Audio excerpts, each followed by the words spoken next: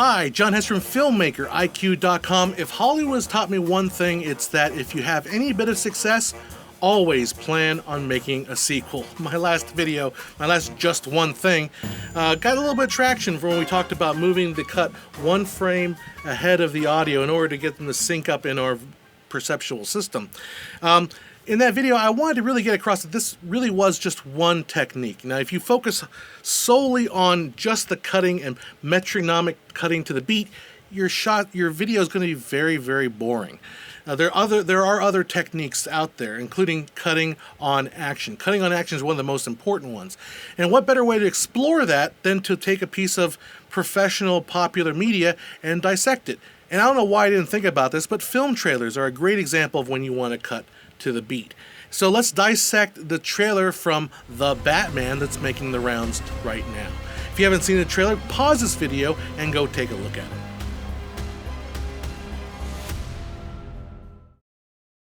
So I says to Mabel, "Oh, you're back."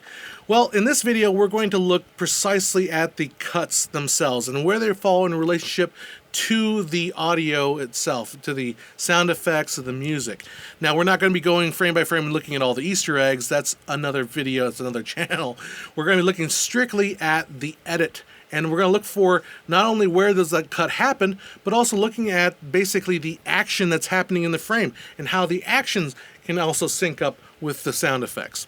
If you watch the addendum video, you know there is a caveat to the way we go about this exercise, and it's that YouTube, in its encoding process, does introduce about a frame of latency. It is kind of a problem when we're dealing with this particular exercise. And I'll show you how bad it really is. Now, in this timeline here, I've got a copy of the YouTube video, which is on the left here, and I download the video from Vimeo from Matt Reeves' own personal Vimeo page. And then I line them up because the YouTube version doesn't have this MPA little symbol here, and you can see that the cuts are, I line them up so that they are frame accurate. Now I'm going to turn the sound on, and you're going to hear the audio discrepancy. What the hell are you supposed to be?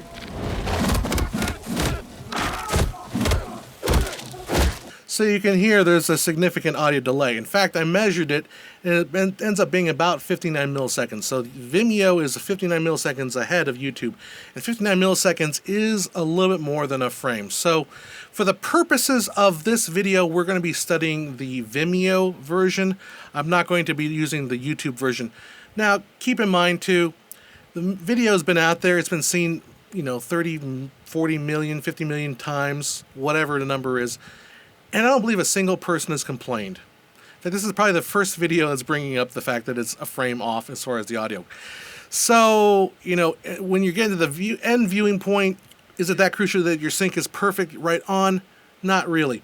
But from an editing standpoint, and I think from a craft standpoint, we want to be as precise as we can. So let's jump into the analysis. Now, the very first thing I noticed about this is this fantastic logo sequence with the duct tape sound effects.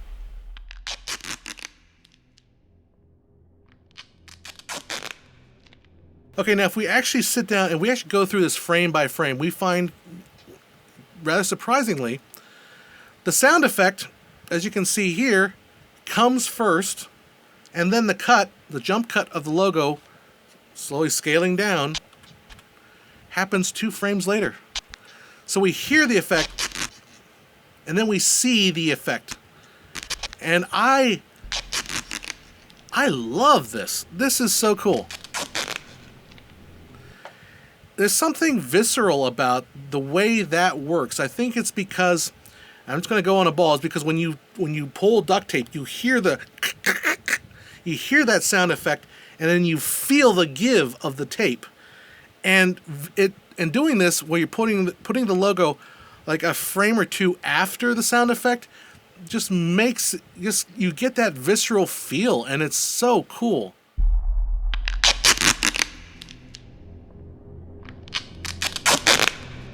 So the very first big hit that we have is this going from this shot of black here to this very first shot of, I imagine, which is Lieutenant Gordon here walking through in a crime scene with a bunch of cops here. when we talk about cutting on the beat, and if we're going to get really precise to the point where we're looking at waveforms, we have to know really what the beat is. And when we talk about waveforms, we can describe waveforms in four different sections. And those four sections are the attack, and that's coming from 0 sound energy to building up to the maximum peak of the sound energy. And this is really kind of where the beat is. It's where the hit of the beat is that big moment of the maximum sound energy. And it decays from the maximum peak down to a sustain. And not everything has a sustain. A drum obviously doesn't have sustain, but let's say you have like a trumpet, you have an attack, and then you come to a sustain, which is the held note, and then the release. So when we're talking about editing to a beat, we're really going to be looking at mainly this big peak here right before the decay. So let's take a look at that very first audio hit in the trailer. So the cut itself is being made right here, right before the attack begins. And this is you're going to hear a guitar strum. So it's a vroom. So you're going to hear kind of the guitar strings starting to vibrate and then vibrate to their maximum and then start decaying. So you hear the vroom, vroom. So really that beat essentially is right here, and we're cutting to a frame early. Now I'm not going to be pedantic and say, well, this is clearly a case of cutting a frame early. This is really kind of cutting right on the beat, or at least making the cut ahead of the actual buildup of the waveform. It's not necessarily cutting one frame ahead of that still. From your secret friend. So we have two measures there. And then we hear of the voice coming in basically 2 bars later, underneath the bridge. Let's take a look at this cut, because this is an example of cutting on action. So here's the cut. And then one frame later, just exactly one frame, we have the flashbulb going off of the very typical noir crime scene flashbulb, whoosh, right? And then we hear the underneath. If I start the cut playing right here at where the visual cut is, you can hear the attack building up of the beat. But if I start it right here at the flash, let's start one frame after. It's a lot closer to where that downbeat, that direct downbeat, thunder. So here we're timing the action in the cut, the flashbulb, with the beat rather than the actual cut. Your secret friend. Underneath the bridge, Who? top sprung a leak, And I just got to talk about this wonderful little lens flare effect here that's going on here. Now, I don't think this lens flare is real. I think this is something that's added in post. Could be wrong about that. Could be completely wrong. I just don't buy that little flashlight is causing that big a flare. But again, could be totally wrong. Could be totally wrong. It fits in that small sub rhythmic feel of it. It's a nice little touch. animals I've trapped, Haven't a clue. all become my pet. Let's play a game. Just me and you. These three cuts have an interesting relationship. This first cut, the lies shot, happens almost right on the beat. In fact, we see the cut here happen here. We're still in that building up attack phase of the audio form, and then the cut. You could arguably say that the beat happens somewhere in here. Let's play. But this cut clearly happens a frame before the second half of the two measure kind of cadence. In fact, here's the cut, and then Let's play. the audio form happens here. Now, the cutting is not the only thing that's driving this momentum of this sequence forward. Let's play. It's the action of the opening of the card Let's play a game. that's pulling us forward. All become my pet. Let's play a game. Just me and you. Any of this mean anything to you? Now, if you go and analyze any of these flash bulb sound effects, you're going to always find the flash comes first, audio track always comes after that. There's the flash, Any of this? then you heard that sound effect after, the frame after. Any? That's a very typical sound effect kind of trick. Anything to you?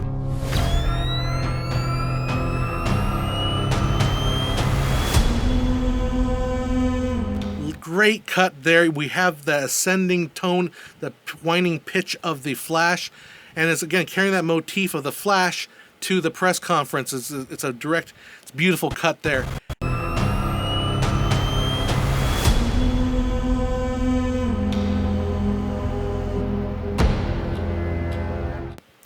And that right there is my favorite part of the entire trailer.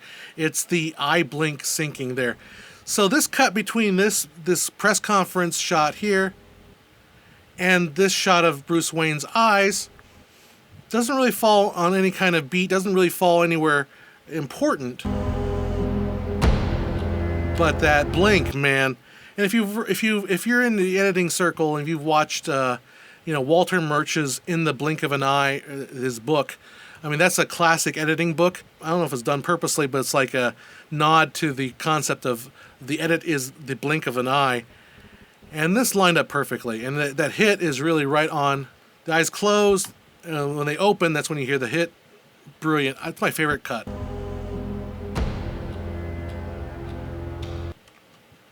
And I love how that sequence essentially gives us entry into Bruce Wayne's world. So we see this experience and we see his eyes, and then we see a POV shot. Well, we think is a POV shot from Bruce Wayne. So we're now entering the world of the Batman. You're becoming quite a celebrity.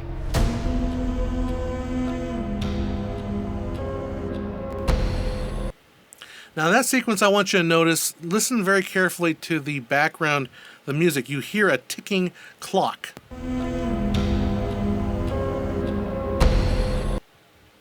Do you hear that ticking clock? That is kind of our sub beat, and that's what's driving some of these edits.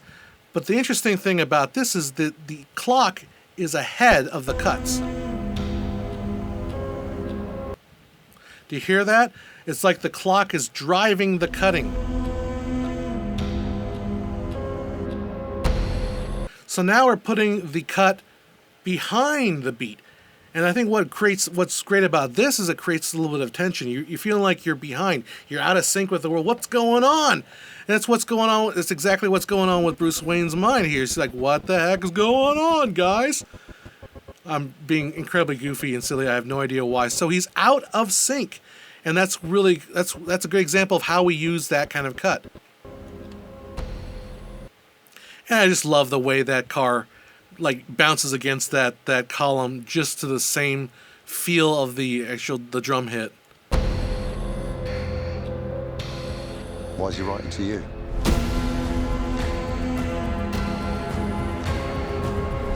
And this is my second favorite cut of the entire trailer, is this moment right here. We see Catwoman coming in, and these cuts are not necessarily on the beat here, although they're kind of close to that tick-tock sound of there. But the way that this shot, this illumination of her eye, is timed one frame before the beat. That's talking about cutting on action, so that the action matches the beat. And I love that. I just love it. It's such a clever little thing.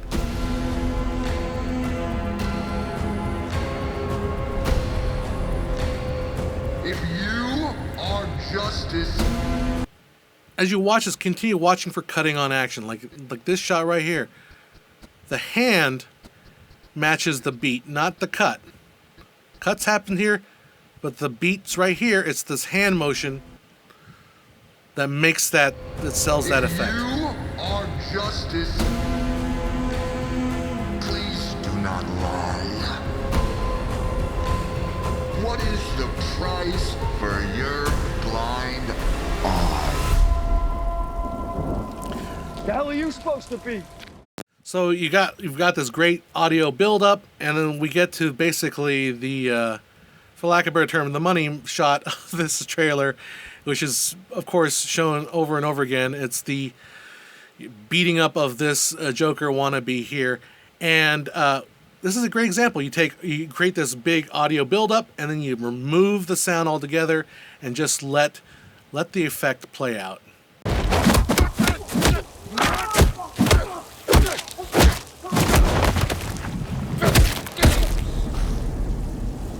I'm vengeance. One shot, no cutting, no rapid cutting, and guess what, guys? It's a steady shot. It's not shaky cam. And just when you think it's over, it's a great effect, great directing, great editing there. I'm vengeance. All right, let's cut to the Batmobile with the fire. Now notice again, this is cutting. We're cutting on action. We cut one frame before the fire opens. First frame, we're seeing that flame coming out, and then immediately frame later we have like the max output, and that's really where the hit occurs. So again, cutting on action, using our frame just ahead. Cutting the frame just ahead, but using the action to sell the impact of the sound.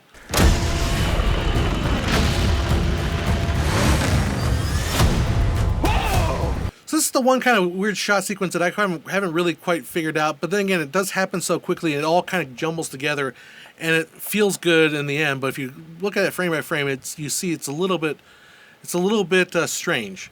But we've got this one shot here,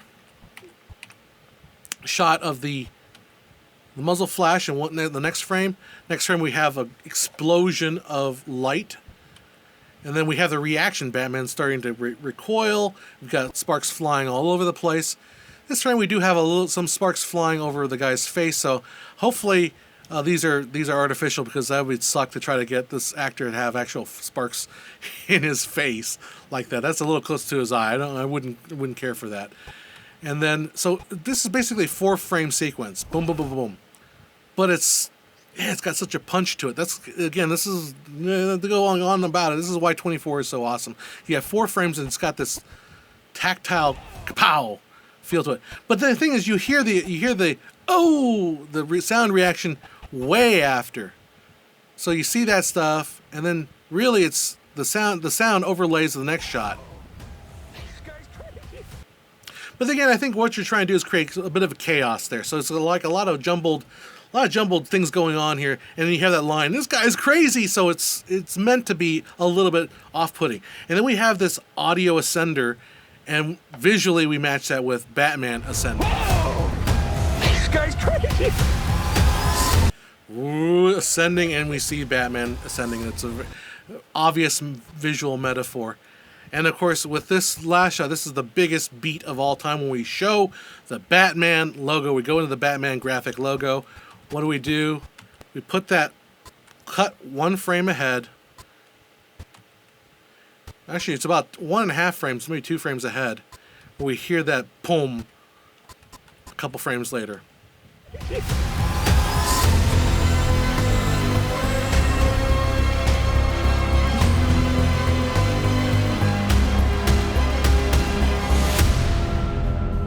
And that big final hit where we cut back to that final coda shot there, that is definitely, clearly see a frame ahead, frame and a quarter or so, frame and a half ahead of the actual beat.